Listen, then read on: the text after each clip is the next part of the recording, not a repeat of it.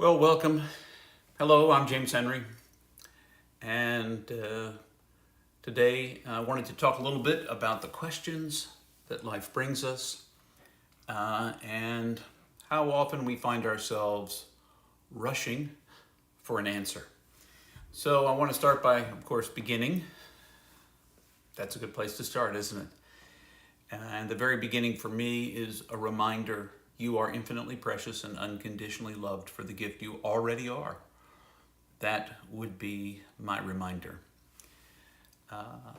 Now, in the way of questions, my life is filled with questions. And for a long time, I thought that I went to college and then I went to seminary and then I read book after book after book with an attempt to become some kind of expert who can answer all of life's questions. If not only for me, then for everyone who turns to me for the answers. I want to say that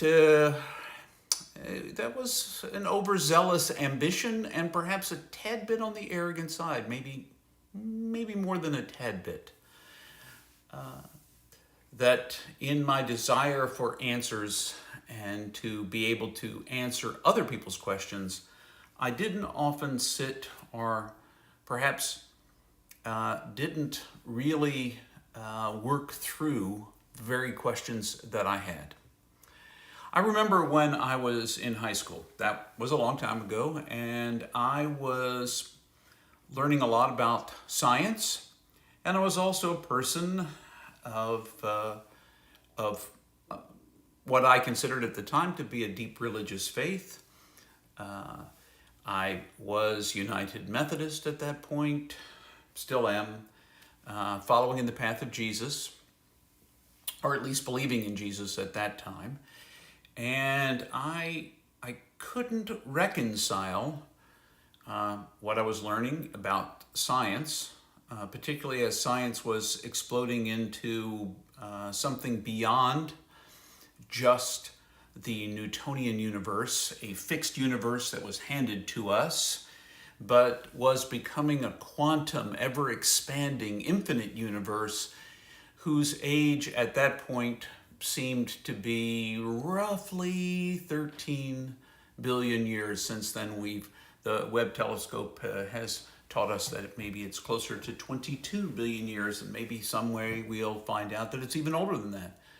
And those are not the questions I'm seeking answers to at the moment, but how do you reconcile this book of faith that I was spending so much time with, the Bible, both the Christian scripture as well as the Hebrew or Jewish scripture together, spending a lot of time there. How do we reconcile the theology of tradition that has been handed down to me with the new discoveries of science? And so I asked that question to the wisest religious leader in my life that I could think of. I turned to Mom. Because Mom and I often talked about issues of faith and what we were thinking about faith. And so I said something like, who knows exactly what I said. So Mom, what do I do with the fact that the Bible has a 7-day sort of, and I imagine a day when I read that word to mean a 24-hour period of time, that the universe came into being, particularly the earth and everything else, in 7 days. And science says something a little different, perhaps a lot different in how that came into being. What do you do with that? And Mom's answer, as I recollect, which sort of satisfied me, but not completely. It gave me something more to think about and ask questions about, which was the Bible is a book of religious faith, spoken by religious people, spiritual people, to try to understand God and the universe. It points to the who and the why of how things came to be. Science points more to the how. And I thought, oh, that's a pretty stinking good answer, Mom. And so I sat with that. I sat with that for a long time. And a long time has led me to this point when I'm far out of my teenage years now. And I am, by all accounts, a spiritual leader, someone who is called upon to speak spiritual truths into the world. And I'm still asking that question, or have been asking that question for some time. Now, I'd like to tell you I've got an answer. Magical answer came to me. I'm going to give it to you right now. It is still a question that burns inside of me. I've asked other experts to try to help me out here. Earlier this year, we were at a day apart, my colleagues and I, here in Northern Virginia, with a group of seminary professors, and at the end they asked us what kinds of issues we might want to hear about in the future, and I said, I think that the impact of a true understanding of evolution and in a post-Darwinian age and quantum mechanics and physics ought to be in some way a conversation that leads into current understandings of theology. Almost all of our doctrine grew out of an understanding of the universe that was fixed. And what if the universe is not fixed? The only part that is in any way potentially fixed is the God of that universe. And they consulted with each other and then said, we don't have anybody who's an expert enough to talk about that or to work on that. And that was pretty much it. I don't blame them. It's not their burning question. Their burning question around how do we reinterpret and reinterpret things that were said by the reformers 600 years ago, 500 years ago, and beyond. How do we speak about the founder of United Methodism, John Wesley, and his brother Charles, and their theological approach? How do we say all of that? How do we speak about the history of the church in ways? But that's good. That's really good. They're very informative, very articulate, and I appreciated everything I learned the day that we were in that day apart. So I continued to ponder this.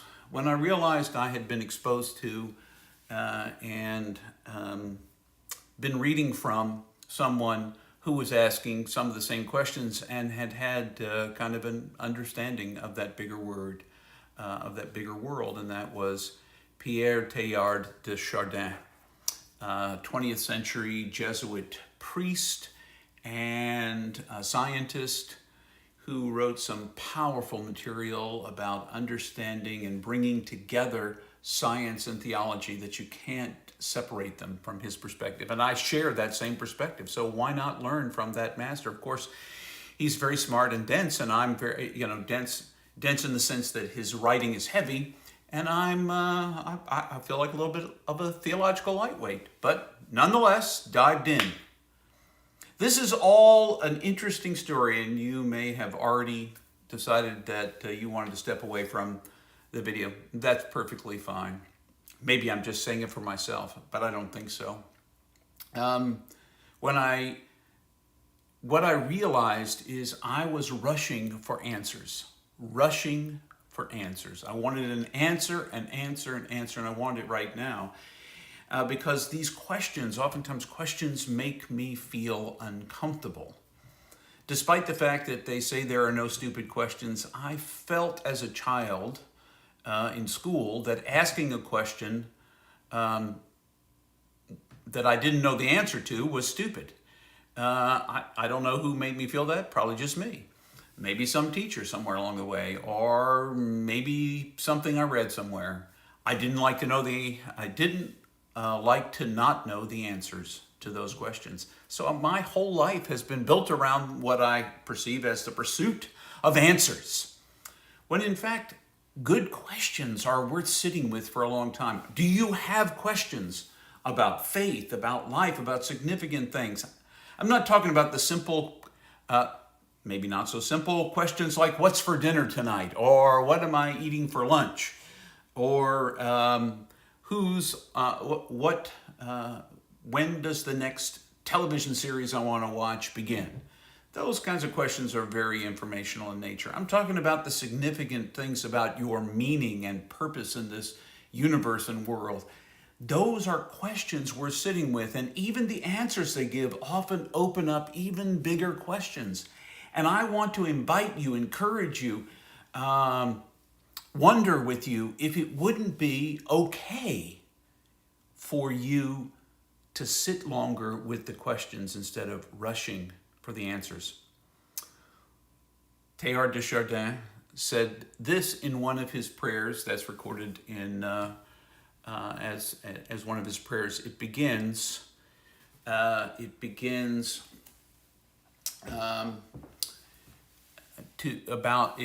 speaks about trusting in the slow, above all, trust in the slow work of God. Trust in the slow work of God. We are always impatient to rush to the end, is what he says next. And we want to get to the end, which is the answer, we think. But the truth is, maybe it's another question. So don't rush for answers. Stick with your good questions. You can ask me about them. I'm trying to get better about not giving a quick answer, because it would only be my answer anyway. It wouldn't necessarily be the answer that satisfies you. Much as the great answer my mom gave me as a teenager satisfied me and gave me more questions that have brought me to today. And who knows, 10 years from now, if I'm doing another video, what I might say then. It doesn't matter, because here I am right now speaking to you. So remember, you're infinitely precious and unconditionally loved for the gift you already are.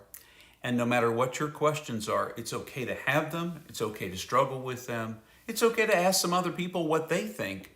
But in the end, sit with the questions until they give you the gift that they are meant to give you. And I think that's the piece that I have settled on. In any case, hope you have a great week. This has been a little bit longer than usual as I related that story about trying to get to the bottom of things. But nonetheless, may you have good questions, and may your life bring you the joy of struggle with them. Go in love and peace, infinitely precious and unconditionally loved ones. Until the next time.